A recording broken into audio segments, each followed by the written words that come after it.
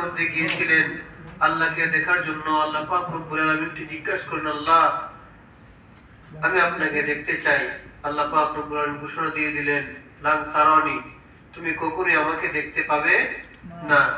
কারণ আল্লাহ পাক রব্বুল আলামিন আমার আপনার নবীর মধ্যে যেই মুজিজা স্বরূপ, যে নুরানিয়াত আল্লাহ পাক রব্বুল আলামিন আমার আপনার নবীকে দান করেছেন, তা অন্যান্য কোন নবীকে আল্লাহ পাক রব্বুল আলামিন দান করেন নাই। এই কারণে আল্লাহ পাক রব্বুল আলামিন সূরা বনী ইসরাঈলের আয়াতের মধ্যে আল্লাহ পাক রব্বুল আলামিন বলে দিয়েছেন, সুবহানাল্লাযী আসরা বিআবদিহি লাইলাম মিনাল মাসজিদিল হারাম। আল্লাহ পাক রব্বুল আলামিন মসজিদুল হারামের মধ্যে আমার আপনার নবীকে আগমন করিয়েছেন এক রাতের ভিতরে। জুড়ে বলি সুবহানাল্লাহ। তো প্রিয় ভাইরা আমার, বন্ধুরা আমার, আজকের এই যে রাত্রিটা রয়েছে এর মধ্যে কিছু আমল রয়েছে। আমলটা হলো, কিছু কিছু রিওয়ায়াতের মধ্যে আসছে ওই রাত্রির মধ্যে আপনি দুই রাকাত করে 12 রাকাত নামাজ আদায় করার জন্য। অর্থাৎ পবিত্র মেরাজ রজনীতে এশার নামাজের পর যে ব্যক্তি দুই রাকাত করে অর্থাৎ 12 রাকাত পর্যন্ত নামাজ আদায় করবে, 4 রাকাত পড়ার পর যে ব্যক্তি 100 বার দুরূদ শরীফ আদায় করবে, আল্লাহ পাক রব্বুল আলামিন ওয়াদা করেছেন ওই ব্যক্তি নেক্সট সূরাতে যেই দোয়াটুকু আরজিটুকু আমি আল্লাহ পাক রব্বুল আলামিনের কাছে চাইবে, আমি আল্লাহ পাক রব্বুল আলামিন তাকে তাই দান করব। জুড়ে বলি সুবহানাল্লাহ। তাহলে ওই রাত্রিটা আমরা যে বললাম যে 12 রাকাত নামাজ বা নামাজ রয়েছে, রোজা রয়েছে, আমল রয়েছে, তার গ্রহণযোগ্য দলিল আমাদের দরকার আছে না নাই? কারণ মন গড়া হুকমত দিয়ে আপনি আমল চালাইতে পারবেন না। প্রিয় ভাই আমার, বন্ধুরা আমার, শুআবুল ঈমানের 3য় নং খণ্ডের পৃষ্ঠা নং 374, হাদিস নং 3812 নং হাদিসের বর্ণনা আছে, রজব মাসের মধ্যে একটি রাত রয়েছে, তাতে এমন এমন নেক আমলকারীদের জন্য এমন আমল দেওয়া হয়েছে, যে ব্যক্তি 12 রাকাত নামাজ আদায় করবে, 100 বছর জীবিত থেকে নফল নামাজ পড়লে যে সওয়াব, ওই সওয়াবটুকু তার আমল নামায় দেওয়া হবে। জুড়ে বলি সুবহানাল্লাহ। তাহলে ওই হাদিসটা আমরা কোথায় পেলাম? শুআবুল ঈমানের 3য় নং খণ্ডের 374 নং পৃষ্ঠার হাদিস নং 3812 নং হাদিসের বর্ণনায় আসছে। এবং আরেকটা হাদিস হলো, আমার আপনার নবী হুজুর আনোয়ার সাল্লাল্লাহু তাআলা আলাইহি সাল্লাতু ওয়াসসালাম রাহমাতাল লিল আলামিন সরকারে দু আলম নূরে মুজাসসাম, আমার আপনার নবী রিওয়ায়াত করেছেন, ওই রিওয়ায়াতটা বর্ণনা করেছেন হযরত আবু যর গিফারী রাদিয়াল্লাহু তাআলা আনহু। উনি ফাজালুল আকাইদ কিতাবের 12 নং খণ্ডের 12 নম্বর হাদিসে মুবারকার মধ্যে হযরত আনাস ইবনে মালিক আবার রিওয়ায়াত করেছেন, ফি লাইলাতিল মিরাজিল মুমিনিন, একজন মুমিন ব্যক্তির জন্য এই লাইলাতুল মিরাজটা হলো গুরুত্বপূর্ণ। কেননা আমার আপনার নবী হুজুর আনোয়ার সাল্লাল্লাহু তাআলা আলাইহি সাল্লাম ইরশাদ করেছেন, যে ব্যক্তি ওই রাত্রির মধ্যে দুই রাকাত করে 12 রাকাত নামাজ, নফল নামাজ আদায় করবে, তার আমল নামায় 100 বছরের সওয়াব দেওয়া হয়। জুড়ে বলি সুবহানাল্লাহ। তাহলে এই সওয়াবটুকু আমরা নিতে রাজি আছি তো ইনশাআল্লাহ?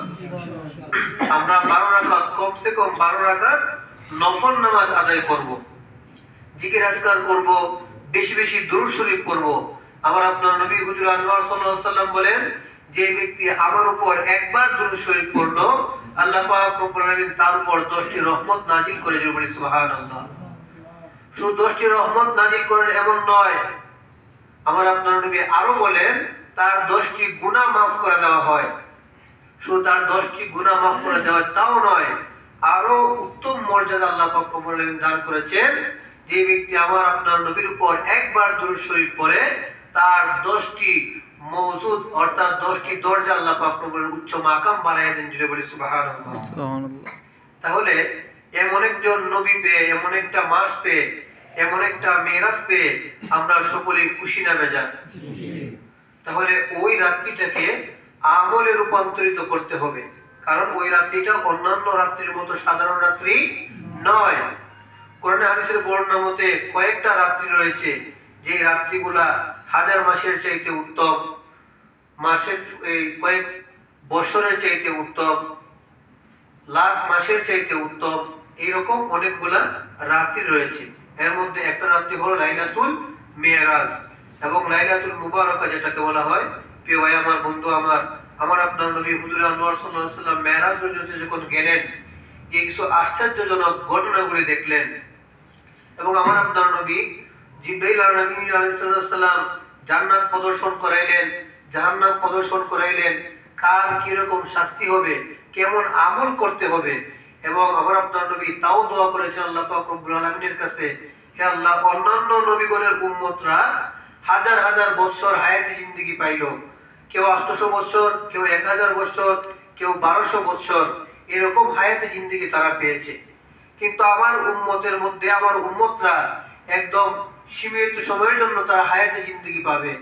কাল কিয়ামতের ময়দানে আমি নবী লাঞ্ছিত হয়ে যাব অন্যান্য নবীদের সাথে। তখন আল্লাহ পাক রব্বুল আলামিন বললেন, হুজুর, আপনি কখনো চিন্তিত হবেন না, আমি আপনার উম্মতদেরকে এমন কিছু রাত্রি দান করব যে রাত্রিগুলা হাজার মাসের চাইতে উত্তম, হাজার বছরের চাইতে উত্তম। এই এমন একটা রাত্রি আমরা পেলাম যে আজকের রাত্রিটা, জুড়ে বলি সুবহানাল্লাহ। তাহলে ওই রাত্রি থেকে আমরা ঘুমিয়ে কাটিয়ে দিব না, আমল করবো ইনশাআল্লাহ। ইনশাআল্লাহ আমরা সকলেই এই রাত্রিতে প্রাণ ভরে ভরে আমল করবো, জুড়ে বলি আমিন আমিন। তো প্রিয় ভাই আমার, বন্ধু আমার, আমার আপনার নবী হুজুর আনোয়ার সাল্লাল্লাহু তাআলা আলাইহি সাল্লাম যখন মেরাজ রজুতে গেলেন, আসার পর 12 শ্রেণীর লোকের জন্য রাসূল সাল্লাল্লাহু আলাইহি ওয়াসাল্লাম সর্ব উত্তম একটা তকমা দিয়েছেন। কয় শ্রেণীর মানুষ? 12 শ্রেণীর মানুষের জন্য আমার আপনার নবী একটা তালিকা তৈরি করে দিলেন, কারা সর্ব উত্তম ব্যক্তি। 1 নম্বরে যার কথা বললেন, আমার আপনার নবী বলেন, খায়রুকুম মান তাআল্লামাল কুরআনা ওয়া আল্লামা। রাসূল আরবি সাল্লাল্লাহু আলাইহি ওয়াসাল্লাম ইরশাদ করেন, তোমাদের মধ্যে ওই ব্যক্তি সবচেয়ে উত্তম যে ব্যক্তি নিজে কুরআনুল কারীম শিক্ষা করে এবং অপরকে শিক্ষা দেয়, জুড়ে বলি সুবহানাল্লাহ। বুখারী শরীফের 5027 নম্বর হাদিসের বর্ণনায় এই হাদিসটা উদ্ধৃতি করা হয়েছে। প্রিয় ভাই আমার, বন্ধু আমার, তাহলে আমরা নিজেরা কি করব? কুরআন শিক্ষা করব এবং অপরকে শিক্ষা দিব। যদি অন্যকে শিক্ষা দিতে নাও পারি, অন্ততপক্ষে নিজের আমলের জন্য কুরআন শিক্ষা করা আপনার আমার জন্য ফরজে আইন। আপনাকে যদি মুসলমান হয়ে থাকেন, এই কুরআনুল কারীম আপনাকে শিখতেই হবে, ওইখান থেকে ছাড় পাওয়া যাবে না। তো প্রিয় ভাই আমার, বন্ধু আমার, আল্লাহ পাক রব্বুল আলামিনের বন্ধু হুজুর আনোয়ার সাল্লাল্লাহু আলাইহি ওয়াসাল্লাম মেরাজ শরীফ থেকে যে ঘটনাগুলো দেখে এসেছেন এবং বর্ণনা করে এসেছেন, তার মধ্যে 12টা উক্তির মধ্যে সর্ব উত্তম প্রথম নম্বরে যে উক্তিটা দিলেন তা হলো, ওই ব্যক্তি সবচাইতে উত্তম যে নিজে কুরআন শিক্ষা করে এবং অপরকে শিক্ষা দেয়। বুখারী শরীফের 5027 নম্বর হাদিসের বর্ণনায় এবং বুখারী শরীফের 6035 নম্বর হাদিসের বর্ণনায় রাসূলুল্লাহ সাল্লাল্লাহু আলাইহি ওয়াসাল্লাম বলেন, ইন্না খিয়ারাকুম আহাসিনুকুম আখলাকা। নিশ্চয়ই তোমাদের মধ্যে সর্বশ্রেষ্ঠ ওই ব্যক্তি যে তোমাদের মধ্যে উত্তম আচরণের অধিকারী, জুড়ে বলি সুবহানাল্লাহ। আমাদের মানুষের মধ্য থেকে অনেক মানুষ দেখবেন, কেউ উগ্র মেজাজি, কেউ নরম মেজাজি, কেউ শক্ত স্বভাবের এবং কেউ নরম স্বভাবের। তো আল্লাহ রাসূল সাল্লাল্লাহু আলাইহি ওয়াসাল্লাম বলছেন, ওই ব্যক্তি 2 নম্বরে সর্ব উত্তম ওই ব্যক্তি যার আচরণের মধ্যে কি আছে? নম্রতা, ভদ্রতা এবং উত্তম আচরণের অধিকারী, জুড়ে বলি সুবহানাল্লাহ। তাহলে আমরা আমাদের আমলগুলি, আমাদের আখলাকগুলি, চরিত্রগুলি, এগুলোকে কি করতে হবে? মোটিফাই করে সুন্দর, নম্র, ভদ্র আচরণ আমাদের করতে হবে। আল্লাহ রাসূল সাল্লাল্লাহু আলাইহি ওয়াসাল্লাম বলেন, ওই ব্যক্তি ততক্ষণ পর্যন্ত মুসলমান নয় যার হাত দ্বারা, যার জবান দ্বারা অন্য মুসলমান হেফাজত নয়, জুড়ে বলি নাউজুবিল্লাহ। তাহলে আপনি আমি মুসলমান, নাম মাত্র মুসলমান হলেই চলবে না। আপনি আমাকে এই যে কালিমা পড়ে আমি মুসলমানিত্ব অর্জন করলাম, লা ইলাহা ইল্লাল্লাহু মুহাম্মাদুর রাসূলুল্লাহ সাল্লাল্লাহু তাআলা আলাইহি ওয়াসাল্লাম, অর্থাৎ ওই কালিমা পড়ে আমি মুসলমানিত্ব অর্জন করলাম। কিন্তু মুসলমানের যে কাজ কর্ম, নামাজ, রোজা, হজ, যাকাত, নবীজির প্রতি মহব্বত, ইশকে মুস্তাফার প্রতি মহব্বত, ওই মহব্বত যদি আপনার আমার প্রতি না থাকে, তাহলে আপনার কোনো কিছু কাজে আসবে না। প্রিয় ভাই আমার, বন্ধু আমার, 3 নম্বরে আমার আপনার নবী যে হাদিসটা বর্ণনা করেছেন বুখারী শরীফের 2305 নং হাদিসের বর্ণনায় আসে, ইন্না খিয়ারাকুম আহসানুকুম কদআ, তোমাদের মধ্যে সর্বোত্তম ওই ব্যক্তি যে ঋণ পরিশোধের বেলায় ভালো কোনো কাপড়তা দেখায় না। চলে বলি সুবহানাল্লাহ। 3 নাম্বার ওই ব্যক্তিকে বলা হয়েছে যে ব্যক্তি একজন আরেকজনের কাছ থেকে ঋণ নেওয়ার পর যথাসময়ে তার টাকাগুলি পরিশোধ করে নিয়েছে। আল্লাহ রাসূল সাল্লাল্লাহু আলাইহি ওয়াসাল্লাম বলেছেন, তোমরা একজন আরেকজনের সাথে বন্ধুত্ব করার আগে তার চরিত্র সম্পর্কে, তার লেনদেন সম্পর্কে অবগত হয়ে নেবে। যে ব্যক্তির লেনদেন পরিষ্কার থাকবে, ভালো থাকবে, ওই ব্যক্তির সাথে বন্ধুত্ব ভালো রাখো। আর যে ব্যক্তির সাথে লেনদেন ভালো থাকবে না, জবান ঠিক থাকবে না, তার হিকমত, আকীদা, আমল ঠিক থাকবে না, ওই ব্যক্তির সাথে আপনি বন্ধুত্ব করার কথা নিষেধ করা হয়েছে। তো আল্লাহ রাসূল সাল্লাল্লাহু আলাইহি ওয়াসাল্লাম বুখারী শরীফের 2305 নং হাদিসে বর্ণনা আমরা কি পাইলাম, ইন্না খিয়ারাকুম আহসানুকুম কদআ, তোমাদের মধ্যে সর্বোত্তম ওই ব্যক্তি যার ঋণগুলা সব সময় ভালোভাবে সে পরিশোধ করে। আজকাল আমরা একজন আরেকজনকে ঋণ দিতে চাই না, এর কারণ হলো আমরা এতটাই কষ্ট জর্জরিত হয়েছি যে দেওয়ার সময় আকুতি মিনতি থাকে আর আনার সময় নিজে আকুতি মিনতি করতে হয়। ঠিক না বেঠিক? দেওয়ার সময় যে ব্যক্তি নিবে সে আকুতি মিনতি করে, আর বর্তমান সময়ে যে দেয় সে কান্নারত অবস্থা হয়ে যায়, কারণ আনার সময় এই কর্জে হাসানা আর উঠানো যায় না। আমাদের জবান ঠিক থাকে না, আমাদের আমল ঠিক থাকে না, আমাদের হিকমা ঠিক থাকে না। প্রিয় ভাই আমার, বন্ধু আমার, যতক্ষণ না পর্যন্ত আপনি আপনার ঋণ ভালো রাখবেন ততক্ষণ পর্যন্ত আপনার আমলগুলি গ্রহণযোগ্য হবে না। সর্বোত্তম ওই ব্যক্তি যার ঋণগুলা সবসময় সে পরিষ্কার পরিশোধ রাখে। আমরা সবসময় ঋণগুলা পরিশোধ রাখবো তো ইনশাআল্লাহ। তো প্রিয় ভাই আমার, বন্ধু আমার, তিরমিজি শরীফের হাদিস নং 2263 নং হাদিস এবং 2432 নং হাদিসের বর্ণনায় আমার আপনার নবী হুজুরে আনোয়ার সাল্লাল্লাহু তাআলা আলাইহি সাল্লাতু ওয়াসসালাম বলেন, তোমাদের মধ্যে সর্বোত্তম ওই ব্যক্তি যার কাছ থেকে সবাই কল্যাণ আশা করে এবং অনিষ্টতার হাত থেকে আশঙ্কা করে না। অর্থাৎ ওই ব্যক্তি উত্তম যার কাছ থেকে সবাই কল্যাণ আশা করে, তার কাছ থেকে সবাই ভালোটাই আশা করে, কখনো চিন্তা করে না ওই ব্যক্তি কাউকে ঠকাবে বা কাউকে কষ্ট দিবে। তা আমরা কি ওই রকম ব্যক্তি হতে চাই কি চাই না? আমাদের আমলগুলি পরিবর্তন করতে হবে কি হবে না? অবশ্যই অবশ্যই আপনার আমার আমলগুলি পরিবর্তন করতে হবে। প্রিয় ভাই আমার, বন্ধু আমার, সহিহ হাদিসের বর্ণনায় সহিহ ইবনে হিব্বান হাদিস নাম্বার 4177 নং হাদিসের বর্ণনায় রাসূলুল্লাহ সাল্লাল্লাহু আলাইহি ওয়াসাল্লাম ইরশাদ করেন, তোমাদের মধ্যে সর্বোত্তম ওই ব্যক্তি যে তার পরিবারের কাছে ভালো। যদি বলি সুবহানাল্লাহ। এখন কয়জন ব্যক্তি আমরা বুকে হাত দিয়ে বলতে পারবো যে আমার স্ত্রী সব সময় আমাকে ভালো বলে? আপনি আপনার স্ত্রীর হকগুলি যদি সঠিক মাত্রায় আদায় না করেন, কখনো আপনার স্ত্রী আপনাকে ভালো বলবে না। তাহলে আমরা এখান থেকে কি শিখলাম? আপনার পরিবার পরিজন, ভাই বোন, মা বাবা, স্ত্রী, ছেলে মেয়ে সকলেই যদি আপনাকে ভালো বলে তাহলে আপনি উত্তম ব্যক্তি। আর এদের মধ্য থেকে যে ব্যক্তি আপনাকে খারাপ ভাবে ধারণা নিবে তাদের সাথে আপনি সুন্দর আচরণ করবেন না, ভালো আচরণ করবেন না, তাদের হকগুলি আদায় করবেন না, তারা কখনই আপনি আমাকে ভালো বলবে না। তাহলে এই হাদিসের বর্ণনা আমরা কি শিখলাম? যে ওইখানে পরিবারের কাছে যে ব্যক্তি ভালো হবে ওই ব্যক্তি সবচাইতে উত্তম ব্যক্তি। যদি বলি সুবহানাল্লাহ। প্রিয় ভাই আমার, বন্ধু আমার, রাসূল আরবি সাল্লাল্লাহু আলাইহি ওয়াসাল্লাম মুসনাদে আহমদের এক হাদিসের মধ্যে বর্ণনা করেন 7212 নং হাদিস এবং 9235 নং হাদিস এবং সিয়া সহিহানের মধ্যে 1258 নং হাদিসের বর্ণনায়, খিয়ারুকুম আতওয়ালুকুম আমারা ওয়া আহসানুকুম আমালা। যদি বলি সুবহানাল্লাহ। তোমাদের মধ্যে সর্বোত্তম সর্বশ্রেষ্ঠ ওই ব্যক্তি যে তোমাদের মধ্য বয়সে বেশি এবং নেক কাজে উত্তম। যদি বলি সুবহানাল্লাহ। অর্থাৎ যে ব্যক্তি মধ্যম বয়সী, মধ্যম বয়সী বলতে যে ব্যক্তি যুবক, যে ব্যক্তির এখনো যৌবন রয়েছে, এবং ওই ব্যক্তি যদি আল্লাহ পাক রব্বুল আলামিনকে একটা সেজদা দেয়, ওই একটা সেজদার বিনিময়ে 70টা সেজদার সমান আল্লাহ পাক রব্বুল আলামিন নেক দান করেন। জোরে বলি সুবহানাল্লাহ। তাহলে আমরা যারা যুবক রয়েছি আমাদের এক একটা সেজদার বিনিময়ে আল্লাহ পাক রব্বুল আলামিন 70টা সেজদা দেওয়ার মতন সওয়াব আমাদেরকে দান করে। তাহলে বলুন তো সেজদা দেওয়ার দরকার আছে না নাই? আমরা আল্লাহ পাক রব্বুল আলামিন আমাদেরকে যে অঙ্গ প্রত্যঙ্গগুলি দিয়েছেন সমস্ত গুলার কাজ আছে, আছে না নাই? আমরা আমাদের হাত দিয়ে কাজ করি কি করি না? পা দিয়ে কাজ করি কি করি না? মুখ দিয়ে কাজ করি কি করি না? অর্থাৎ মুখ দিয়ে কথা বলার সমস্ত কাজ, খাওয়া দাওয়ার সমস্ত কাজ, নাক দিয়ে নিঃশ্বাস নেওয়ার মতো সমস্ত কাজ, চোখ দিয়ে দেখার সমস্ত কাজ, হাত দিয়ে সমস্ত কাজকর্ম করার মতো অবস্থান আল্লাহ পাক রব্বুল আলামিন তৈরি করে দিয়েছেন। এবং এই দুটো পা দিয়েছেন আপনি হাঁটা চলাফেরা করার জন্য, ঠিক না ঠিক? তাহলে শুধু একটা জিনিস বাকি আছে যার কোনো কাজ নাই। আমরা যে কান দিয়ে শুনি, এই কানের কাজ আছে না নাই? আছে।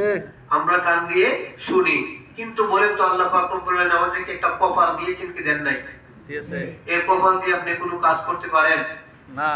এই কপাল কি আপনার কোনো কাজে লাগে না? বলতে পারবেন কেউ কোনো কাজে লাগে না? এই কপাল দিয়ে আপনি কোনো কিছু ধরতে পারবেন না, কোনো কিছু সরাইতে পারবেন না, কোনো কিছু নিতে পারবেন, দিতে পারবেন না, এইরকম কোনো কাজ কপালের নাই। আল্লাহ পাক রব্বুল আলামিন বলেন, বান্দা তোমার সমস্ত অঙ্গ প্রত্যঙ্গের তোমার কাজ করার জন্য আমি আল্লাহ পাক রব্বুল আলামিন তোমাকে তৈরি করে দিয়েছি, কিন্তু তোমার যে কপালটা রয়েছে এই কপালের কাজ একমাত্র আমি আল্লাহ পাক রব্বুল আলামিনের জন্য বলি সুবহানাল্লাহ। এই কপাল দিয়ে একমাত্র আমি আল্লাহ পাক রব্বুল আলামিনকে সিজদা করবে, এছাড়া আর কোনো কাজ এই কপালের নাই। আছে? এই কপাল দিয়ে আপনি আর কোনো কাজ করতে পারবেন না, 1 টাকা ইনকাম করতে পারবেন না, হাত দিয়ে কোনো কোনো কাজ করে আপনি ইনকাম করতে পারবেন, মুখ দিয়ে কাজ করে কোনো কাজ করে আপনি টাকা ইনকাম করতে পারবেন, পাও দিয়ে কোনো কাজ করে কোনো কাজে ইনকাম করতে পারবেন, চোখ দিয়ে দেখে কোনো কাজে ইনকাম করতে পারবেন, কিন্তু আপনি এই কপাল দিয়ে কোনো ইনকাম করা যাবে, কোনো কাজ করা যাবে না। আল্লাহ পাক রব্বুল আলামিন এই কপালটা মাত্র আমি আল্লাহ পাক রব্বুল আলামিনকে সিজদা দেওয়ার জন্য বান্দা তোমাকে দান করলাম, জুড়ে বলি সুবহানাল্লাহ। তাহলে এত কিছু জানার পর আজকে কেন বারবার এই কপালের কথা আসতেছে, কেন নামাজের কথা আসতেছে? আমার আপনার নবী হুজুর আনোয়ার সাল্লাল্লাহু আলাইহি সাল্লাম মেরাজ শরীফ থেকে 50 ওয়াক্ত নামাজ হাদিয়া স্বরূপ উম্মতে মুহাম্মদের জন্য নিয়ে এসেছিলেন। যে ব্যক্তি 1 ওয়াক্ত নামাজ পড়লো সে 10 ওয়াক্তের সওয়াব পাইল, জুড়ে বলি সুবহানাল্লাহ। যে ব্যক্তি 5 ওয়াক্ত নামাজ পড়লো ওই 5 ওয়াক্ত নামাজ পড়ার কারণে সে 50 ওয়াক্ত নামাজের সওয়াবই তার আমলনামায় দেওয়া হবে। ঘোষণাকার আল্লাহর। তাহলে আল্লাহ পাক রব্বুল আলামিন যেহেতু 50 ওয়াক্তের সওয়াব দিবেন ঘোষণা দিয়েছেন, তাহলে ওইখান থেকে আমাদেরকে সরে আসা যাবে না। আমরা অনেক বলি নামাজ নাই, আল্লাহ পাক কোরআনের 82 জায়গার মধ্যে এই নামাজের কথা বলেছেন। সুবহানাল্লাহ। নামাজ মানে সালাত। আমরা তো ফার্সি ভাষা ও বাংলার মধ্যে অ্যাডজাস্ট করে নিচ্ছি, আবার বলি কোরআনের মধ্যে নামাজের কথা নাই, রোজার কথা নাই, সালাতের কথা আছে এবং সিয়ামের কথা আছে। আরে আমার ভাই, আমার বন্ধু, যে আমরা গা বলি এটাকে আমরা গর্দনা বলি, যাকে আমরা পা বলি তাকেই তো আমরা টেং বলি, বলি কি বলি না? তাহলে যুক্তি এবং তর্কের ক্ষেত্রে আপনি আমলকে কম্পেয়ার করতে পারবেন না। প্রিয় ভাই আমার, বন্ধু আমার, যারা এরকম কথা বলে তারা আদৌ মুমিন ব্যক্তি নয়। যেই ব্যক্তি বলবে নামাজ নাই, রোজা নাই, ওই ব্যক্তি মুসলমানের কাতারে পড়ে না। যে ব্যক্তি মুসলমান, যে ব্যক্তি মুমিন, যে ব্যক্তি মুত্তাকি, অবশ্যই তার নামাজ আছে না নাই? আছে। কথা বলতে হবে, নামাজ আছে না নাই? আছে। তাহলে আমরা নামাজ পড়বো তো ইনশাআল্লাহ। নিজেরা নামাজ পড়বো এবং অন্যদেরকে নামাজের দাওয়াত দিব, যেন তারা নামাজ পড়ে আমরা একই সাথে একই জায়গায় আল্লাহ পাক রব্বুল আলামিনের দেওয়া 8টি নিয়ামত জান্নাতে সকলে একসাথে যেতে পারি, জোরে বলি আলহামদুলিল্লাহ। তো প্রিয় ভাই আমার, বন্ধু আমার, আপনাদেরকে যে হাদিসটুকু শুনিয়েছিলাম সহিহুল জামিয়ার দারাকুন নবী সাল্লাল্লাহু আলাইহি ওয়াসাল্লাম সহিহার 3289 নং হাদিস, আল্লাহ রাসূল সাল্লাল্লাহু আলাইহি ওয়াসাল্লাম বলেন, খায়রুন নাসি আনফাউহুম লিন-নাস। সর্বশ্রেষ্ঠ ব্যক্তিত্ব ওই মানুষ যে মানুষের জন্য সবচেয়ে বেশি উপকারী, যদি বলি সুবহানাল্লাহ। আমাদের মধ্যে, মানুষের মধ্য থেকে এমন কিছু মানুষ আছে না, আমরা যারা একে অন্যের উপকার করি এবং ওদের কাজগুলো সঠিক মাত্রায় করে দেই, কোনো বিনিময় গ্রহণ করি না, ওই ব্যক্তিগুলা উত্তম। তাহলে আমরা মানুষের উপকার করবো তো ইনশাআল্লাহ। তাহলে 12টা উত্তম ব্যক্তির মধ্যে আমরা এই 7টা উত্তম ব্যক্তি আমরা দেখলাম এবং শুনলাম, এগুলো মনে রাখবেন তো ইনশাআল্লাহ। আল্লাহ রাসূল সাল্লাল্লাহু আলাইহি ওয়াসাল্লাম বলেন 8 নাম্বার হলো ওই ব্যক্তি, ইবনে মাজাহ 4216 নং হাদিসের বর্ণনায়, সহিহুল জামে হাদিস 3291 নং হাদিসের বর্ণনায় আমার আপনার নবী রাসূলুল্লাহ সাল্লাল্লাহু আলাইহি ওয়াসাল্লাম বলেন মাখমুমিল কলবি সুদুকি লিন্নাসি ক্বালু সুদুকু লিন্নাসি না'রাফু ফামা মাখমুউন কলব। শ্রেষ্ঠ মানুষ হলো যার অন্তর পরিষ্কার পরিচ্ছন্ন ও মুখ সত্যবাদী। যার অন্তরটা পবিত্র পরিষ্কার এবং সে সত্যবাদী, ওই ব্যক্তি আল্লাহ পাক রব্বুল আলামিনের কাছে উত্তম ব্যক্তি এবং সত্যবাদী। সাহাবীরা জিজ্ঞেস করলেন, হে আল্লাহর রাসূল, সত্যবাদী মুখে বোঝা গেল, কিন্তু পরিচ্ছন্ন অন্তরের অধিকারী কে? আমার আপনার নবী উত্তর দিলেন, রাসূলুল্লাহ সাল্লাল্লাহু আলাইহি ওয়াসাল্লাম ইরশাদ করেন, যে অন্তর স্বচ্ছ ও নির্মল, মুত্তাকি, যাতে কোনো পাপ নেই, বাড়াবাড়ি নেই, জুলুম নেই এবং আমানতের খেয়ানত নেই। জুড়ে বলি সুবহানাল্লাহ। তাহলে আমরা ওই ব্যক্তিকে চিনতে পারবো তো ইনশাআল্লাহ। এই ব্যক্তি সর্বদা সত্য কথা বলে, অন্যের হক নষ্ট করে না এবং তার অন্তরটা পরিষ্কার স্বচ্ছ এবং নামাজি, দিনদার, মুমিন, মুত্তাকি। জুড়ে বলি সুবহানাল্লাহ। আল্লাহ পাক রব্বুল আলামিনের কাছে ওই ব্যক্তি উত্তম ব্যক্তি। প্রিয় ভাই আমার, বন্ধু আমার, 9 নম্বর হাদিসে বর্ণনা আছে, তিরমিজি শরীফের হাদিস নং 1944 নম্বর হাদিসের বর্ণনায়, খায়রুল আসহাবি ইনদাল্লাহি খায়রুহুম লিসালাতিহি ওয়া খায়রুল খিয়ারান ইনদাল্লাহি খায়রুহুম লিজারিহি। আল্লাহর রাসূল সাল্লাল্লাহু আলাইহি ওয়াসাল্লাম, আল্লাহর কাছে সর্বোত্তম সঙ্গী যে তার সঙ্গীর কাছে উত্তম। আল্লাহর কাছে সর্বোত্তম প্রতিবেশী ওই ব্যক্তি যে তার প্রতিবেশীর কাছে উত্তম। যদি বলি সুবহানাল্লাহ। সর্বোত্তম হলো ওই ব্যক্তি যে তার স্ত্রীর কাছে উত্তম। সর্বোত্তম স্ত্রী হইল ওই নারী যে তার স্বামীর কাছে উত্তম। সর্বোত্তম প্রতিবেশী উত্তম ওই ব্যক্তি যে তার প্রতিবেশীর কাছে উত্তম। যদি বলি সুবহানাল্লাহ। তাহলে আমাদের প্রতিবেশীদেরকে যদি জিজ্ঞেস করা হয় ব্যক্তি হিসেবে ওই ব্যক্তিটা কেমন, 100-র মধ্যে 90% প্রতিবেশী বলে যে দেখতে তো হাজি সাহেবের মতো দেখা যায়, দেখতে মুরব্বীর মতো দেখা যায়, দেখতে আলেমের মতো দেখা যায়, কিন্তু তার জবান দিয়ে শুধু কুসংস্কার এবং গীবত এবং লাঞ্ছনা বঞ্চনা তার মুখ দিয়ে এছাড়া অন্য কিছু বের হয় না।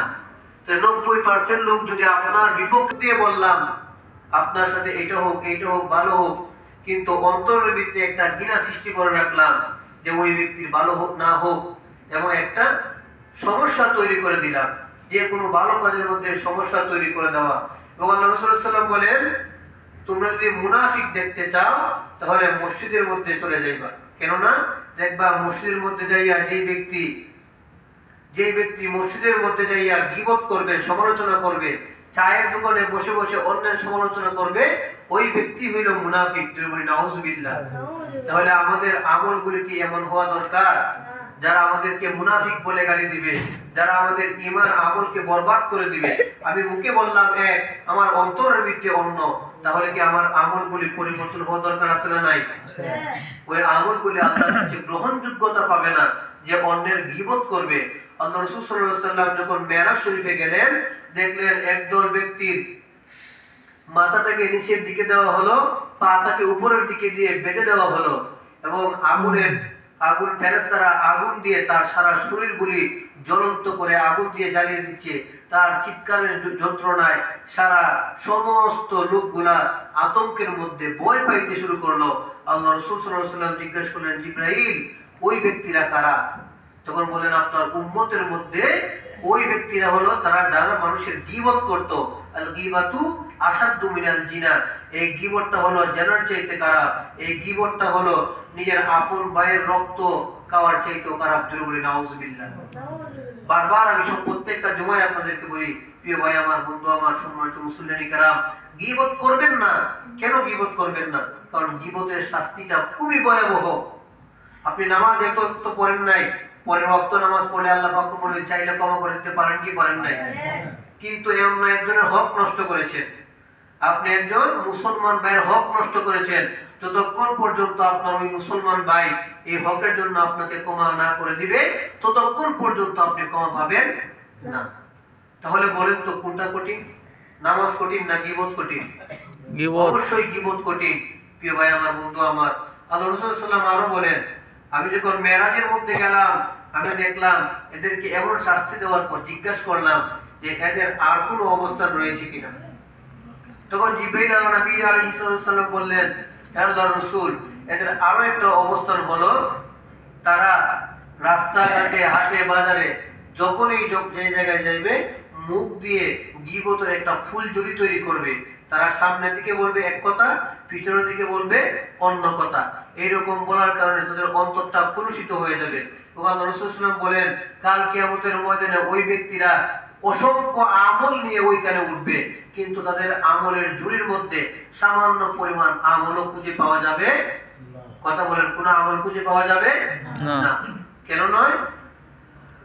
ওই ব্যক্তি গীবত করার কারণে তার আমলগুলি আল্লাহ পাক রব্বুল আলামিন বরবাদ করে দিয়েছেন।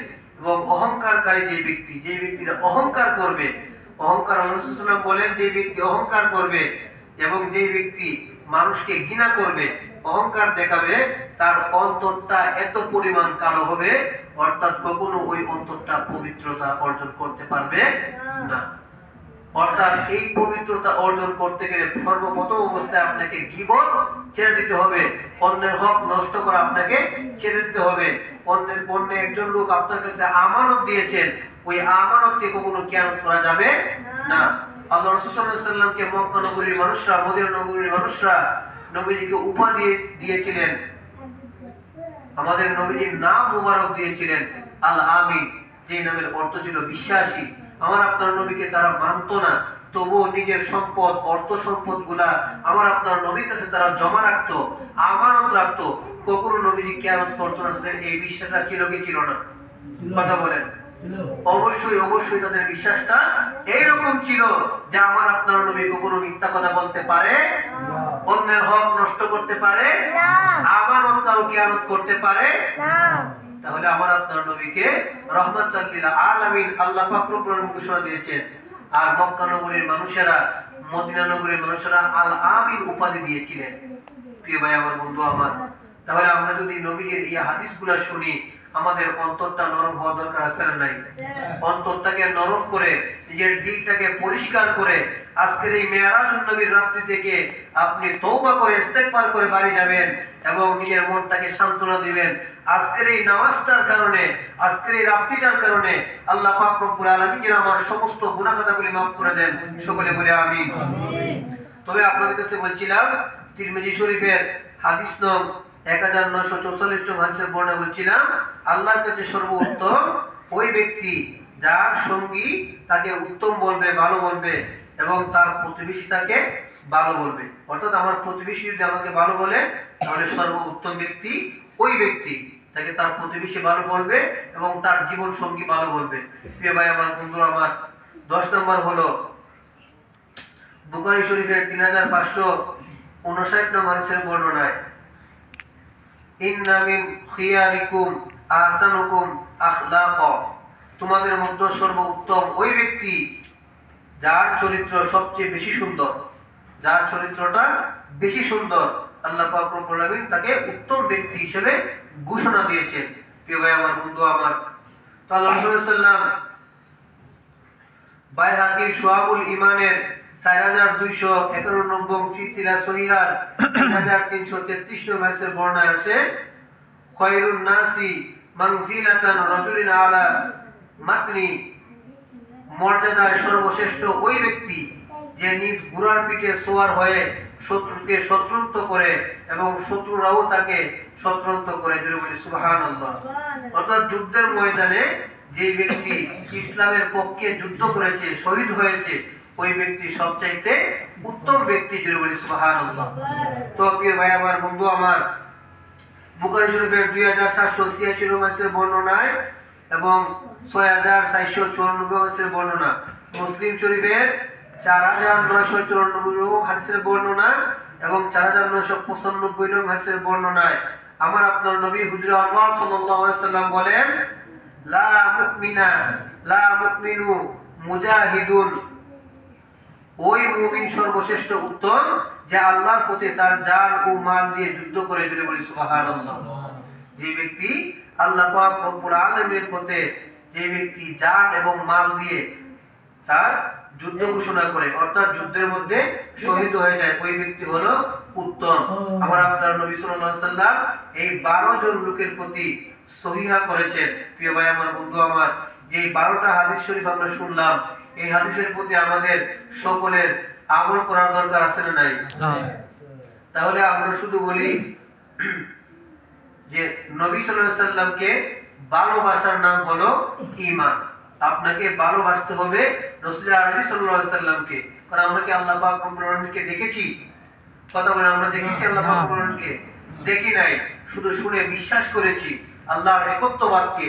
আল্লাহ পাক রব্বুল আলামিন যে কোরআন দিয়েছেন, হাদিস দিয়েছেন, ইজমা কিয়াস এবং যুগে যুগে নবীগণ পাঠিয়েছেন, ওনাদেরকে সাহাবায়ে কেরামগণ দেখেছেন, তাবিঈন দেখেছেন, খুলাফায়ে রাশিদিন দেখেছেন।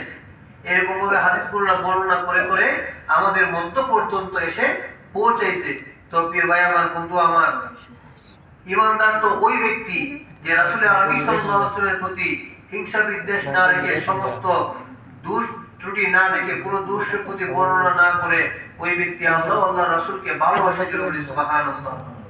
ভালোবাসা কার কাছ থেকে আমরা শিখবো? প্রিয় ভাই আমার, বন্ধু আমার, ইশকে মুস্তাফা বা প্রিয় রাসূলের প্রেম আমরা শিখেছি দুই বালকের কাছ থেকে। যে ব্যক্তি, দুইজন ভাই ছিল, একজনের নাম ছিল মুআজ এবং আরেকজনের নাম ছিল মুআজের। বদর যুদ্ধের মধ্যে তারা দুই ভাই হত্যা করার জন্য আবু জাহেলকে খুঁজতেছিলেন। মুআজ এবং মুআজের তারা দুই ভাই আবু জাহেলকে হত্যা করার জন্য তারা খুঁজতেছিলেন। তখন একদল লোক জিজ্ঞাসা করলো, তোমরা তো ছোট মানুষ, তোমরা কি তাদের সাথে ব্যবসায়িক কোনো লেনদেন রয়েছে? বলছেন না, তাদের প্রতি আমাদের কোনো ব্যবসায়িক লেনদেন নাই। তাহলে তোমাদের তাদের সাথে কিসের শত্রুতা রয়েছে? জায়গা জমিন এমন কিছু শত্রুতা রয়েছে? বলছেন না, তাদের প্রতি আমাদের এরকম কোনো শত্রুতা নাই। তাহলে তাদের প্রতি কিসের শত্রুতা তোমাদের? উনি বলছেন, যিনি দিদারে মুস্তাফা, আকায়ে মুস্তাফা, নামদারে মুস্তাফা, রাসূলে মুস্তাফা, ওই নবীর প্রতি বিদ্বেষ রাখার কারণে আমরা দুই ভাই মুআজ এবং মুআজের দুইজন তলোয়ার নিয়ে দাঁড়িয়ে গেছি। ওই ব্যক্তির মাথাটা আলাদা করে দিব। জোরে বলি সুবহানাল্লাহ। তাহলে এতক্ষণ আমরা যা শুনলাম আর যা বললাম, আপনি নামাজ পড়েন, রোজা রাখেন, হজ করেন, যাকাত দেন, এগুলো আপনাকে শিখাইলো কে? যিনি শিখাইলেন তিনি হলেন মুহাম্মাদুর রাসূলুল্লাহ সাল্লাল্লাহু আলাইহি ওয়াসাল্লাম। তাহলে নামাজ, রোজা, হজ, যাকাত সমস্ত কিছুর ভিতরে আমার আপনার রাসূল আছে না নাই? যিনি আমাদেরকে নামাজ শিক্ষা দিয়েছেন এবং আমাদের জন্য নামাজ এনেছেন, উনিই আমাদের রাসূল, উনিই আমাদের আকা। প্রিয় ভাই আমার, বন্ধু আমার, তাহলে আমরা যুদ্ধের ময়দানে দেখলাম যে মুআজ এবং মুআজের আবু জাহেলকে খুঁজছে। তাদেরকে জিজ্ঞাসা করা হলো, আবু জাহেলের সাথে তোমাদের কি ঝামেলা? তাদের সোজা উত্তর ছিল, আমাদের সাথে তার কোনো ঝামেলা নেই, কিন্তু আমরা শুনেছি সেই ব্যক্তি আমার আপনার নবীকে বেশি বেশি কষ্ট দিয়েছে। যে আমার নবীকে কষ্ট দেয় তাকে আমরা দুনিয়ার মুক্ত বাতাসে তাকে বাঁচতে দিব না। জোরে বলি সুবহানাল্লাহ। আজকে আমার সামনে, আপনার সামনে এসকে মুস্তাফার উপরে আরোপ লাগাচ্ছে, বিদ্বেষ দিচ্ছে এবং অহংকার করে কথা বলতেছে আমার আপনার নবী এই, আমার আপনার নবী সেই। কি যোগ্যতা আমার আপনার আছে নবীর বিরুদ্ধে কথা বলার? প্রিয় ভাই আমার, বন্ধু আমার, একদম নীরব হয়ে যাবেন ওইখান থেকে যখন আমার আপনার নবী মুস্তাফার রহমতুল আলামিনের কথা আসবে। জবানটাকে সরু করে নেবেন। কখনো উত্তম রূপে উচ্চ আওয়াজে কোনো কথা বলা যাবে না। উনি এমন কোন নবী নয় যে নবীর বিরুদ্ধে আপনি কথা বলতে পারবেন। আল্লাহ পাক রব্বুল আলামিন বলছেন, যেই ব্যক্তি আমার রাসূলের প্রতি বিন্দু পরিমাণ বিদ্বেষ রাখবে, কাল কিয়ামতের ময়দানে তার উপর যুদ্ধ ঘোষণা করলাম। জোরে বলি সুবহানাল্লাহ। ওই নবী কোনো সাধারণ নবী নয়। অন্যান্য নবীগণ কান্না করেছেন, আল্লাহ আপনাকে দেখতে চাই। আর আমার আপনার নবী, আমার আপনার নবীকে আল্লাহ পাক রব্বুল আলামিন দাওয়াত করেছেন নিয়ে যাওয়ার জন্য, এবং ওইখান থেকে আমাদের জন্য পুরস্কার স্বরূপ নামাজ নিয়ে আসলেন। ওই নামাজ থেকে আমরা দূরে সরে গেছি, আর আমরা বলি আমরা অশান্তির ভিতরে আছি। প্রিয় ভাই আমার, বন্ধু আমার, মুসলমানরা কখনো অশান্তির ভিতরে থাকার কোনো কথা নয়। কেননা আমাদের একজন রাসূল রয়েছে, আমাদের একজন নেতা রয়েছে, আমাদের একটা কুরআনুল কারীম রয়েছে। যে কুরআনুল কারীমের মধ্যে আল্লাহ পাক রব্বুল আলামিন দুনিয়াতে আপনি চলাফেরার ক্ষেত্রে, আখিরাতে চলাফেরার ক্ষেত্রে সমস্ত কিছু বর্ণনা করে দিয়েছেন। দেন কি দেন নাই? এই কুরআনুল কারীমের উপরে শ্রেষ্ঠ আর কোনো কিতাব নাই। যালিকাল কিতাবু লা রাইবা ফি, এটা এমন এক কিতাব, ওই কিতাবের প্রতি কোনো সন্দেহ রাখা যাবে না। আমার আপনার নবী সর্বশেষ এবং শ্রেষ্ঠ নবী, ওইখানে কোনো মতভেদ কারো নাই। যারা বলবে আমার আপনার নবীর পরে আরো নবী আসবে, যারা কাদিয়ানী রয়েছে, তারা বিশ্বাস করে যে আমাদের নবী সর্বশেষ নবী নয়। নাউজুবিল্লাহ মিন যালিক। আল্লাহ পাক রব্বুল আলামিন আমাদের সকলকে ওই নবীর শ্রেষ্ঠত্বের উপর আমল করার তৌফিক দান করুন। সকলে বলে আমিন। আমিন। প্রিয় ভাই আমার, বন্ধু আমার, তাহলে ইশকে মুস্তাফা আমরা দেখেছি সাইয়েদনা হযরত আবু বকর সিদ্দিক রাদিয়াল্লাহু তাআলা আনহুর জবানে, যিনি নবী সাল্লাল্লাহু আলাইহি ওয়াসাল্লাম দাওয়াত দেওয়ার পর বিনা বাক্যে আবু বকর বললেন লা ইলাহা ইল্লাল্লাহু মুহাম্মাদুর রাসূলুল্লাহ সাল্লাল্লাহু তাআলা আলাইহি ওয়াসাল্লাম। অর্থাৎ নবী হলো ইশকে মুহাব্বত। আমার আপনার নবীর কথা যখন আপনার কানে পৌঁছাইবে, তখন আপনার অন্তরটাকে শীতল করে নিতে হবে, আপনার জবানটাকে নিচু করে নিতে হবে। প্রিয় ভাই আমার, বন্ধু আমার, আল্লাহ পাক রব্বুল আলামিন যেন আমাদের তৌফিক দান করেন। সকলে বলে আমিন। আবু বকর সিদ্দিক রাদিয়াল্লাহু নিঃসন্দেহে এবং নিঃশর্তে আমার আপনার নবীকে রাসূল হিসেবে ঈমান এনেছেন। যিনি বলি সুবহানাল্লাহ। তিনি মিরাজের দুলহা হয়েছেন বিনা সংকোচে। হযরত সাইয়েদনা আবু বকর সিদ্দিক রাদিয়াল্লাহু তাআলা বিশ্বাস করে নিলেন। মক্কার কাফেররা যখন জিজ্ঞাসা করলো আমার আপনার নবী নাকি মিরাজে গিয়েছিলেন, এক রাত্রির ভিতরে সিদরাতুল মুনতাহা থেকে বাইতুল মুকাদ্দাস থেকে শুরু করে অর্থাৎ আরশে মুআল্লাম পর্যন্ত সমস্ত কিছু, এবং আল্লাহ পাক রব্বুল আলামিন দেখা করেছেন, কথা বলেছেন। আমার আপনার নবীর সাহাবী সাইয়েদনা সিদ্দিক আকবর রাদিয়াল্লাহু তাআলা শুধু এতটুকু বলেছেন, এই কথাটা কি আমার নবীজির জবান থেকে বের হয়েছে কিনা? যখন বললাম আমার নবীজির জবান থেকে বের হয়েছে, সাথে সাথে বললাম ভাই কি রাসূলুল্লাহ, আমার রাসূল যা বলেছেন তা সত্য বলেছেন, আমার রাসূল যা বলেছেন তা অবশ্যই অবশ্যই সত্যি। যদি বলি সুবহানাল্লাহ। তাহলে ইশকে মুস্তাফা কাকে বলে, কেমন করে ইশকে মুস্তাফা অর্জন করতে হবে, আমার আপনার নবী আমাদেরকে শিক্ষা দেন কি দেন নাই? প্রিয় ভাই আমার, বন্ধু আমার, দুনিয়াতে যা কিছু আপনার আছে সমস্ত কিছু সব কিছু একত্রিত করলেও আমার আপনার নবীর একটু ভালোবাসার সমান হবে না। সাইয়েদনা সিদ্দিক আকবর রাদিয়াল্লাহু তাআলা আনহু, উসমান বিন নুরাইন রাদিয়াল্লাহু তাআলা আনহু, সাইয়েদনা মাওলা আলী রাদিয়াল্লাহু তাআলা আনহু, ওনারা এক বাক্যে নবীজিকে বিশ্বাস করেছিলেন এবং নবীজি যা বলতেন। সাইয়েদনা ওমর রাদিয়াল্লাহু তাআলা আনহু বললেন, যে ব্যক্তি বলবে আমার আপনার নবী দুনিয়া ত্যাগ করেছে, মক্কার অলিতে গলিতে ঘুরে ঘুরে তলোয়ার নিয়ে ঘুরছেন এবং বলছেন ইশকে মুস্তাফা তাদের ভিতরে ছিল। যে ব্যক্তি বলবে আমার রাসূল মারা গিয়েছে, যে ব্যক্তি বলবে আমার রাসূল মৃত্যুবরণ করেছে, তার গলাটা আমি উমর আলাদা করে দিব। জোরে বলি সুবহানাল্লাহ। নবী যখন দুনিয়া ত্যাগ করলেন, তখন সাইয়েদনা ওমর রাদিয়াল্লাহু তাআলা আনহু বললেন, সাবধান, আমার নবীর বিরুদ্ধে কেউ কোনো কথা বলবে না। এখনো দেখা যায় মুস্তাফার ঠোঁট মুবারক লড়তেছে। জোরে বলি সুবহানাল্লাহ। তাহলে ইশকে মুস্তাফা কাকে বলে, ইশকে মুস্তাফা কি, আমরা এটাই বুঝি না। এই না বোঝার কারণে আমলগুলিকে আমরা বরবাদ করে ফেলতেছি। প্রিয় ভাই আমার, বন্ধু আমার, আল্লাহ পাক রব্বুল আলামিন আমাদেরকে যেন নবীজির ইশকে মুস্তাফার বিষয়গুলা যখন আমাদের কানে পৌঁছায় যেন আমরা মানতে পারি। যদি বলি সুবহানাল্লাহ। আল্লাহ পাক তৌফিক দান করুন। সকলে বলে আমিন। ইশকে মুস্তাফা আমরা উহুদের ময়দানে সাহাবায়ে কেরামদের মধ্যে দেখেছি, যখন নবী সাল্লাল্লাহু আলাইহি ওয়াসাল্লামের দাঁত মুবারক শহীদ হয়ে গিয়েছিল, রক্ত মুবারক জর্জর করে মাটিতে পড়তেছিল, ওনারা হাতগুলো বের করে দিলেন, ওনারা শরীরগুলি বের করে দিলেন, যেন রক্ত মুবারকটা মাটিতে না পড়ে সাথে সাথে চেটে চেটে খাবার শুরু করে দিলেন। জোরে বলি সুবহানাল্লাহ। অর্থাৎ আমার আপনার নবী সাল্লাল্লাহু আলাইহি ওয়াসাল্লামের রক্ত মুবারক যখন মাটিতে পড়তেছিল, সাথে সাথে সাহাবায়ে কেরাম হাত বিছাইয়া দিলেন, শরীর বিছাইয়া দিলেন। এখন বলেন তো, একজন মুসলমান অন্য একজন মুসলমানের রক্ত খাওয়া হালাল নাকি হারাম? আমরা জানি রক্ত খাওয়া হারাম, তারপরও রাসূল সাল্লাল্লাহু আলাইহি ওয়াসাল্লামের রক্ত মুবারক যখন পান করলো, ওইটা হারাম নয়। প্রিয় ভাই আমার, বন্ধু আমার, আপনারা সকলেই জানেন উম্মে আয়মান রাদিয়াল্লাহু তাআলা আনহু নবীজির হুজরা মুবারকের সামনে যখন গেলেন, নবীজির হুজরাতে ছিলেন, নবীজি একদিন একটা পাত্রের মধ্যে প্রস্রাব মুবারক রাখলেন। আমার আপনার প্রস্রাব পাক না পাক? আমার আপনার নবীর প্রস্রাব মুবারক ও পাক। বলি সুবহানাল্লাহ। আমার আপনার নবীর থুতু মুবারক পর্যন্ত পবিত্র, আমার আপনার নবীজির গাম মুবারক পবিত্র, আপনি আমি যখন ঘুমিয়ে যাই আমাদের ওযু তাতে না ভেঙে যায়, কিন্তু আমার রাসূল যখন ঘুমায় তখন নবীজির ওযু ভাঙে না। প্রিয় ভাই আমার, বন্ধু আমার, হযরতে সাইয়্যিদনা যাওজা রাদিয়াল্লাহু তাআলা আনহু নবীজির ইশকে মুস্তাফার প্রতি কতটা একত্ববাদ ছিল। যখন নবীজির গাম মুবারক পড়ে যেত, আম্মাজান হাবিবা রাদিয়াল্লাহু তাআলা আনহু গাম মুবারক একটা বোতলের মধ্যে করে রাখতেন। কিসের ভিতর? একটা বোতলের ভিতর। রাসূল সাল্লাল্লাহু আলাইহি ওয়াসাল্লাম জিজ্ঞাসা করলেন যে এই গাম দিয়ে তুমি কি করবে?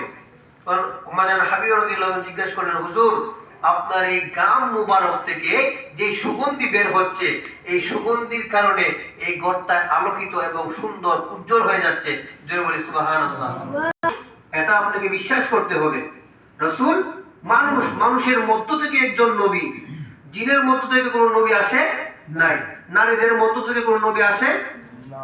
নবী এসেছে একমাত্র পুরুষদের মধ্য থেকে এবং মানুষ হিসেবে। কিন্তু নবীজির সূরত এবং লেয়ার একটা দুইটা বা দুইটা নয়। আমার নবীর সূরত কয়টা? তিনটা। একটা হলো বাশারিয়াত, নবীজিকে মানুষ আপনাকে মানতে হবে। আমরা তো এখন এই ঝামেলা করি এই বিষয়গুলো নিয়ে, যে নবীজি বাশার নাকি নূর, এরকম আছে না? আছে। নবীজির বাশারিয়াত আপনাকে মানতে হবে, নবীজি বাশার। নবীজির নূরানিয়াতও মানতে হবে, নবী নূর। নবীর হাকিকিয়াতও আপনাকে মানতে হবে। অর্থাৎ তিনটা সূরতে আল্লাহ পাক রব্বুল আলামিন এই মেরাজ রজনীটাকে অবধারণ করেছেন। তাহলে আপনাকে যখন বাশার বলা হয় আপনি রাগ হয়ে যান, কেন আমার নবীকে বাশার বলবে? আবার যখন আপনাকে নূর বোঝানো হয় তখন আপনি বলেন আমার নবীকে কেন নূর বলা হয়েছে? কদ জাআকুম মিনাল্লাহি নূরু ওয়া কিতাবুম মুবিন, তোমাদের মধ্যে আমি আল্লাহ পাক রব্বুল আলামিন একটা নূর প্রেরণ করেছি। জোরে বলি সুবহানাল্লাহ। ওই নূরটা আমার আপনার নবীকে বোঝানো হয়েছে। আবার কোরআনের মধ্যে অন্য জায়গায় বলা হয়েছে, কুল ইন্নামা আনা বাশারুম মিসলুকুম ইউহা ইলাইয়া, রাসূল আপনি বলেন আমি আপনাদের মতো মানুষ। জোরে বলি সুবহানাল্লাহ। সুবহানাল্লাহ। তাহলে নবীজিকে মানুষ মানতে আমাদের কি অসুবিধা আছে? না। পুরুষ মানতে কোনো অসুবিধা আছে? না। বাশার মানতে কোনো অসুবিধা আছে? না। বাশারের একটা অর্থ আসে মাটি, একটা অর্থ আসে চামড়া, একটা অর্থ আসে আবরণ। তাহলে কেন মানবেন না? প্রিয় ভাই আমার, বন্ধু আমার, তাহলে আজকে আমরা বুঝে গেলাম তো নবীজির বাশারিয়াত, নবীজির নূরানিয়াত। নবীজির বাশারিয়াত দ্বারা আমাদেরকে দান করেন।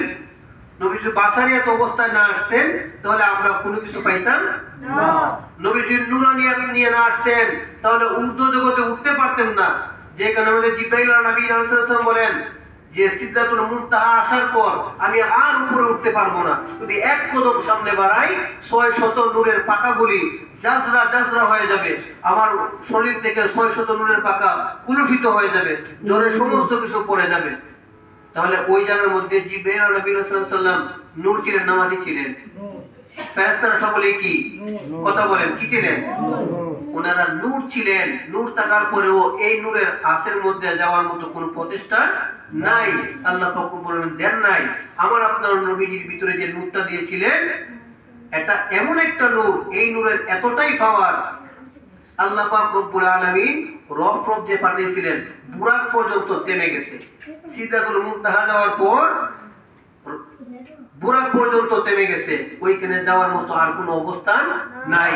যখন আল্লাহ পাক রব্বুল সিদরাতুল মুনতাহা থেকে আমার আপনার নবীকে আবার উঠাইলেন তখন রব পাঠাইলেন।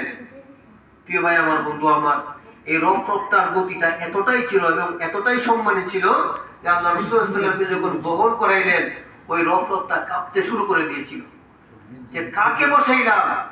পৃথিবীর সবচাইতে শ্রেষ্ঠ মহামানব রাসূল আরবি সাল্লাল্লাহু আলাইহি ওয়াসাল্লাম, উনি আমার পিঠের মধ্যে আরোহণ করেছেন, যাকে নিয়ে আমি 7 আসমান পাড়ি দিয়ে সিদরাতুল মুনতাহা পাড়ি দিয়ে আমি আল্লাহ পাক রব্বুল আলামিনের কাছে পৌঁছে দেব। জোরে বলি সুবহানাল্লাহ। আর আজকে আমরা বলি নবীজির মেরাজ স্বপ্নে যুগে হয়েছে। তাহলে বলেন তো, যদি স্বপ্নে যুগে হয়ে থাকে তাহলে কুল আম্বিয়া কেরামদেরকে নামাজ পড়াইছে কে? আমার আপনার নবী কি নামাজ পড়েন নাই? 2 রাকাত নামাজ কি পড়েন কি পড়েন নাই? সমস্ত কুল কায়নাতের নবী বানিয়ে আল্লাহ পাক রব্বুল আলামিন আমার আপনার নবীকে সম্মানিত করেছেন। এবং কাল কিয়ামতের ময়দানে 2টা চেয়ার থাকবে। কয়টা চেয়ার? 2টা চেয়ার থাকবে। তাহলে আল্লাহ পাক বলেন তো স্রষ্টা আর নবী হলেন সৃষ্টি। সৃষ্টি আর স্রষ্টার মাপকাঠি কি এক? সৃষ্টি জগতের সবচেয়ে শ্রেষ্ঠ নবী হলো আমাদের রাসূল সাল্লাল্লাহু আলাইহি ওয়াসাল্লাম, মুহাম্মদুর রাসূলুল্লাহ সাল্লাল্লাহু আলাইহি ওয়াসাল্লাম। আমার আপনার নবী সৃষ্টি জগতের সবচেয়ে শ্রেষ্ঠ। নবীর সাথে তুলনা করার মতো কোনো কিছু আল্লাহ পাক রব্বুল আলামিন তৈরি করেন নাই। প্রিয় ভাই আমার, বন্ধু আমার, তাহলে আমরা এখান থেকে কি শিখলাম? এই যে কাল কিয়ামতের ময়দানে বিচার দিবসের দিন দুইটা চেয়ার রাখা হবে। আমার আল্লাহ পাক রব্বুল আলামিন বলবেন, মাহবুব, এ আমার বান্দা ও রাসূল, আপনি ওই আসনটা গ্রহণ করুন। আমার আপনার নবী ওই আসনে গ্রহণ করবেন না। আমার আপনার নবী সিজদার মধ্যে পড়ে যাবেন। আল্লাহ পাক রব্বুল আলামিন জিজ্ঞাসা করবেন, বন্ধু, দুনিয়াতে কাঁদাইলাম, আখিরাতে কাঁদানোর জন্য আসি নাই, আপনাকে এখানে দাওয়াত করে আনি নাই। আমি আল্লাহ পাক রব্বুল আজকে আপনাকে বিচারক, আমি আল্লাহ পাক রব্বুল আলামিন আহকামুল হাকিমিন, আর আপনি হলেন এই জায়গার বাদশা। জোরে বলি সুবহানাল্লাহ। আজকে আপনি যা ঘোষণা দিবেন সমস্ত ঘোষণাগুলি আপনার কদম মোবারকে দেওয়া হবে। জোরে বলি সুবহানাল্লাহ। আমার আপনার নবী মাথা উঠান নাই, বলছেন আপনি কি চান বলেন। হে রাসূল, আপনি কি চান? বলছে আমার গুনাহগার উম্মতদেরকে maaf করে দেন। আল্লাহ পাক রব্বুল আলামিন যখন এই কথা বললেন, এই কথা শুনলেন, বলছেন রাসূল, আপনি আপনার উম্মত যাকে মন চায় ধরে ধরে জান্নাতে পৌঁছাইয়া দেন। সুবহানাল্লাহ। তাহলে ওই নবীর প্রতি দুরূদ পড়লে আপনার আমার কষ্ট লাগে, ওই নবীর প্রতি বিদ্বেষ রাখলে জান্নাতে যাওয়া সম্ভব? মুসলমানিত্ব ধরে রাখা সম্ভব? আপনি মুসলমান যদি হয়ে থাকেন, নবীর প্রতি সামান্য পরিমাণ বিদ্বেষ আরোপ করা যাবে না। আল্লাহ পাক বলছেন, নামাজ পড়ো নাই, আমি আল্লাহ চাইলে ক্ষমা করে দিব। রোজা রাখো নাই, চাইলে ক্ষমা করে দিব। চাইলে ক্ষমা করতে পারেন কি পারেন না? বান্দার হক যখন নষ্ট করবে তখন তার কাছে ক্ষমা চাইতে হবে। আর আমার রাসূলের প্রতি সামান্য পরিমাণ, বিন্দু পরিমাণ যদি আরো বিদ্বেষ থাকে, কিয়ামত পর্যন্ত ক্ষমা চাইবি, আমি আল্লাহ পাক ক্ষমা করব না। কেন? কারণ আমার রাসূল এমন একজন রাসূল যার দ্বারা আমি আল্লাহ পাক রব্বুল গুণকীর্তন গুলো প্রকাশিত হয়েছে। প্রিয় ভাই আমার, বন্ধু আমার, সময় সংক্ষিপ্ত, আপনাদেরকে আর বিরক্ত করব না। এতক্ষণ পর্যন্ত আমরা এই কথাগুলো বলার কারণ হলো আপনাদের ঈমান আমলগুলি যেন, শুধু আমল দ্বারা জান্নাতে যেতে পারবেন না।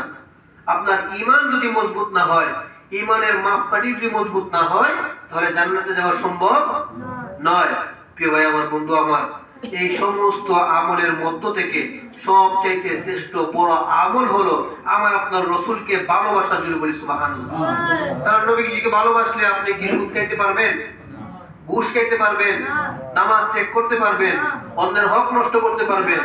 আমার আপনার নবী আমাদেরকে এই শিক্ষা দেন নাই। আমাদের একজন নেতা আছেন, যিনার নাম মুহাম্মদুর রাসূলুল্লাহ সাল্লাল্লাহু আলাইহি ওয়াসাল্লাম। আমাদের একটা কিতাব রয়েছে যার নাম হলো কুরআনুল কারীম। ওই কোরআন থেকে আমার আপনার নবী আমাদেরকে উদ্বৃত্তি দিয়েছেন, শিক্ষা দিয়েছেন। ওই মৌলিক শিক্ষাটা যেন আমার আপনার হৃদয়ে অন্তরে গভীরে গ্রহণ করতে পারি। আল্লাহ পাক রব্বুল আলামিন যেন আমাদের সকলকে তৌফিক দান করেন। সকলে বলে আমিন। ওয়া আখির দাওয়ানা আলহামদুলিল্লাহি রাব্বিল আলামিন। আমরা চেষ্টা করব যে কথাগুলো শুনলাম, যে হাদিসগুলি শুনলাম,